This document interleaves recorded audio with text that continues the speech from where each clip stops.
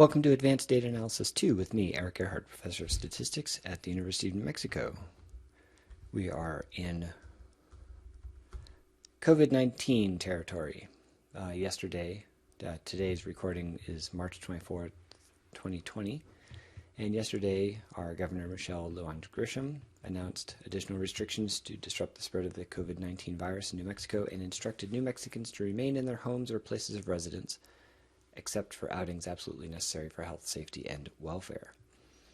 So everyone is freaking out and scared, and it's a crisis on all fronts. And so, for revolutionaries like me, this is our time to shine, mostly by completely letting personal hygiene go and staying in our house. The best revolution starts at home. I'm recording from my personal subterranean bunker, aka the Mobile Command Center, because all of civilization is under the shelter-in-place order right now. My child is home with me, and his two grandparents, and his mother. Well, in the United States, we are experiencing the biggest global public health emergency since World War I, when the misnamed Spanish flu killed 50 million people worldwide. 1 to 2 million Americans are projected to die in the next 12 to 18 months, and so we need to bring society to a complete halt. Also, deal with the far-reaching consequences of shutting down society, and then have a recession, and then Trump is getting reelected, and we've shredded the safety net that would be necessary to respond to the crisis. And so what are we doing? The solution is social distancing and flattening the curve, two things that no one knew about literally 1 month ago. Here we are, we're confronted with this major disease, and everyone's like, oh yeah, so we're going to have some cutting-edge medicine to deal with this? No, just stay at home. What about we're going to have lasers to shoot the virus out of our bodies? No, we're just staying in our pajamas and not bathing. It's the most old-fashioned, low-tech, lo-fi solution to the pandemic imaginable. Just staying home and watching television and reading, and hiding from the virus. The grocery stores are still open, which is good. In different types of neighborhoods, you can see that different kinds of things are being picked clean from the shelves. In Nob Hill, the co-op, an independent health food store, we're stripped bare of lentils and kombucha, and there's a run on kale and root vegetables, so it's getting pretty dire. So here we are. I'm going to start using these videos as introductions for each assignment. Our instructors, myself and our TAs, will provide help via Zoom meetings, and I'm simplifying some assignments to hopefully reduce some of the challenges. So here we are at the course website. I have at the top created a new timetable for the rest of the semester. I've noted some of the changes here. Primarily, we're not going to have a poster presentation anymore.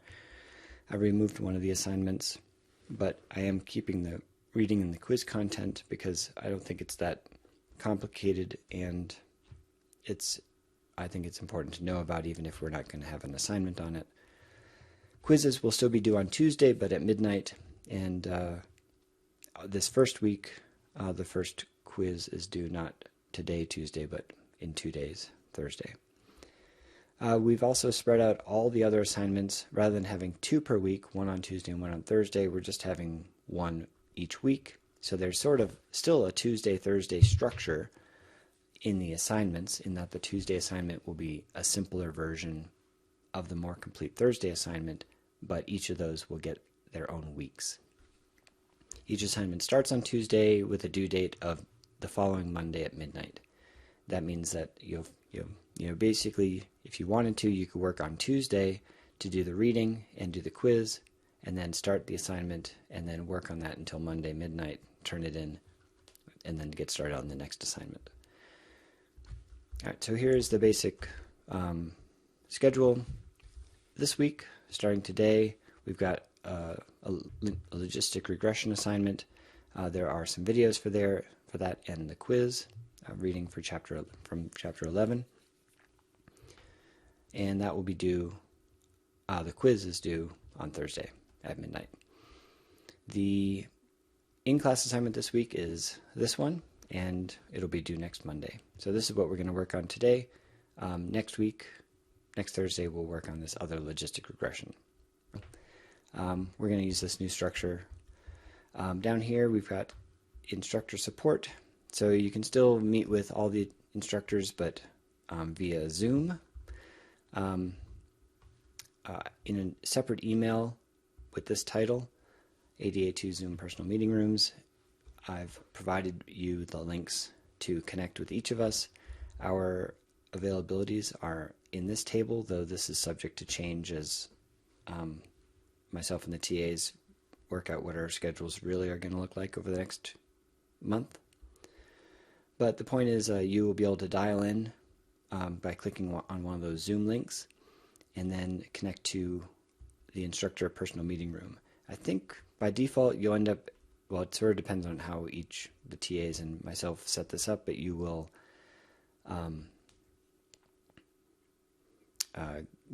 end up in a waiting room. The instructor will let you in to discuss with us to get help. You can share your screen so that we can see what you're working on. I think there's even a way for us to control your computer through the Zoom app, but I don't think we probably need to be that hands-on. And then if there's multiple people waiting, the instructor might let you know that we're busy right now, and you can hang out in the waiting room, and we'll come back to you when we've got time. So we're all going to try to be patient with each other and take care of each other. And I'm going to make some lousy videos. It's hard to do a good job in this when all this additional work has been added, and it's we're home in strange times. A little stir crazy, a lot more child care than I was hoping for. To be honest, all I want to do is spend time with my son, and so there's challenges being home, and there's going to be challenges for many of you too. I understand. If you were living in a dorm and you got kicked out and sent home, that's part of your reality right now. If you live in an apartment with 3 other people, and you didn't do a good job stocking up on things, and the shelves are now bare at your grocery stores, then you've got that challenge. And some of us, it's just sort of weird, and that has its own challenges. So we're all going to do our best. We're going to support each other and try to make this easy. It would be nice for you to, I hope some of you have made friends at your tables and have ways of contacting each other at your tables, because I know that there's some good communities in the classroom, and you all rely on each other and have good discussions through classes. I hope that will continue. All right, I'll end this video and give you an introduction on the next assignments. Hang in there, everyone.